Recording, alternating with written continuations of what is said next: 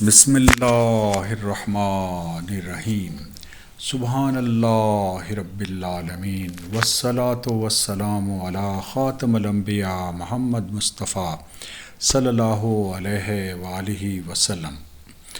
بسم اللہ الرحمن الرحیم الحمد للہ رب العالمین الرحمن الرحیم مالک یوم الدین ایاک نعبد و ایاک نستعین اہدنا الصراط المستقیم صراط الذین انعمت علیہم غیر المغضوب علیہم ولا الضالین آمین۔ خواتین و حضرات السلام علیکم۔ آج انشاءاللہ ہم سورہ الانعام کی 11 آیت سے لے کے اور 15 آیت کا مطالعہ کریں گے۔ جیسے میں نے عرض کیا تھا کہ سورہ الانعام کا جو پہلا سیکشن ہے وہ توحید، رسالت اور آخرت سے ڈیل کر رہا ہے، اور یہاں پہ بھی اللہ رب العالمین نے ہمیں بتایا ہے کہ اللہ رب العالمین نے کائنات پیدا کی ہے اور روشنی اور اندھیرے کو پیدا کیا ہے، اور اللہ رب العالمین نے بہت ساری قومیں ہم سے پہلے اس کائنات میں اس زمین پر اتاری ہیں، اور جب انہوں نے گناہ کیا تو ان کو ہلاک کر دیا گیا اور نئے لوگ آ گئے۔ اور اللہ تعالیٰ کا ارشاد ہے سورہ الانعام کی 11 آیت میں، آپ فرما دیجئے کہ ذرا زمین میں چلو پھرو اور پھر دیکھ لو کہ تکذیب کرنے والوں کا انجام کیا ہوا۔ تو خواتین حضرات، یہ بہت واضح ہدایت ہے لوگوں کو کہ وہ زمین میں دیکھیں، سیر کریں اور دیکھیں کہ اس سے پہلے جو قومیں تھیں ان کا کیا بنا۔ آج بھی ہمارے پاس قوم سمود کے آثار موجود ہیں اور فرعون کے آثار موجود ہیں، اور اگر ہم ان کی زندگی پہ غور کریں تو ہمیں یہ پتہ چل جاتا ہے کہ کسی ہستی نے، کسی بزرگ و برتر ہستی نے ان کو پیدا کیا اور پھر ان کے گناہوں کی وجہ سے ان کو ہلاک کر دیا۔ سورہ الانعام 12 آیت، آپ کہیے کہ جو کچھ آسمان اور زمین میں موجود ہے یہ سب کس کی ملکیت ہے؟ آپ کہہ دیجئے کہ سب اللہ کی ہی ملکیت ہے۔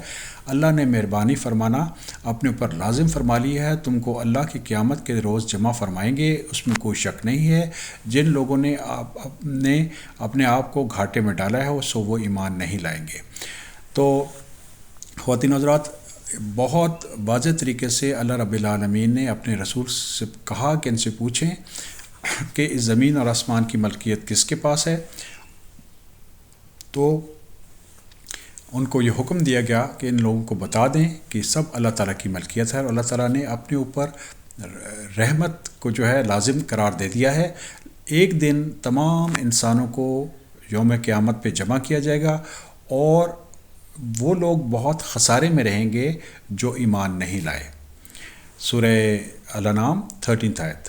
اور اللہ ہی کی ملک ہیں وہ سب کچھ جو رات میں ہیں اور جو دن میں رہتے ہیں، اور وہ بہت ہی سننے والے اور جاننے والے ہیں۔ تو خواتین حضرات، اللہ رب العالمین سمیع العلیم ہیں، اس کائنات کے مالک ہیں، اور جو بھی دن اور رات میں اس کائنات میں موجود ہے وہ تمام کی تمام لوگ اور ہستیاں اور چیزیں اللہ رب العالمین کی ملکیت ہیں۔ سورہ الانعام 14 آیت، آپ کہیے کہ اللہ کے سوا جو کچھ آسمان اور زمین کا پیدا کرنے والا ہے، جو کھانے کو دیتے ہیں اور ان کو کوئی کھانے نہیں دیتا، اور کسی کو معبود قرار دوں، آپ فرما دیجئے کہ مجھ کو یہ حکم ہوا ہے کہ سب سے پہلے میں اسلام قبول کروں اور مشرکین میں سے ہرگز نہ ہو جاؤں۔ تو خواتین و حضرات، بیسک میسیج جو اسلام کا ہے کہ وہ اللہ رب العالمین کے سامنے ہمیں اپنا سر جھکا دینا چاہیے، اور یہی میسیج اللہ رب العالمین نے اپنے رسول اکرم صلی اللہ علیہ وسلم کو بھی دیا تھا کہ آپ مشرکوں میں سے نہ ہو جائیں، لیکن اسلام لے آئیں اور اپنا سر اپنے رب کے سامنے جھکا دیں۔ تو کیا ہمیں اللہ رب العالمین کو چھوڑ کر کسی اور کو اپنا ولی بنانا چاہیے؟ ایسی صورت میں ہم یقیناً خسارے میں رہنے والے ہو گئے ہیں، کیونکہ اللہ رب العالمین نے ہی ہمیں رزق عطا فرمایا ہے، اور اللہ رب العالمین کو کسی چیز کی ضرورت نہیں ہے، اور ہمیں کوشش یہ کرنی چاہیے کہ ہم اپنے رب کے سامنے سر جھکا دیں اور شرک کرنے والوں میں سے شامل نہ ہوں۔